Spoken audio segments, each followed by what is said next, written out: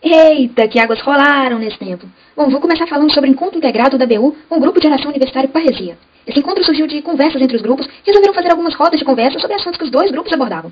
Essa parceria entre a BU e Go foi muito especial porque possibilitou que os membros de ambos os grupos tivessem contato e conhecessem as características do outro grupo, quebrando o tabu e o preconceito que existia sobre alguns assuntos que, de alguma forma, prejudicavam o relacionamento. Bem, tivemos alguns GBs que foram marcados pela característica Abu Night, uma espécie de noite com os amigos com muita conversa, músicas e brincadeiras. Mas, um momento difícil foi o GB de despedida, onde tivemos que dar um até logo a velhos companheiros de guerra.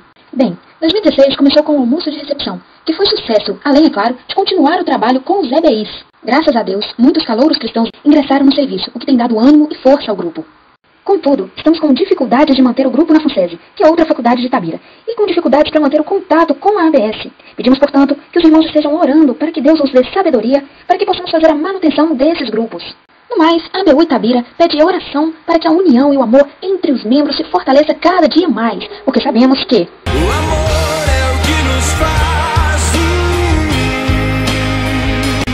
E assim, continuaremos firmes em Cristo, prosseguindo para o alvo e fazendo a nossa missão.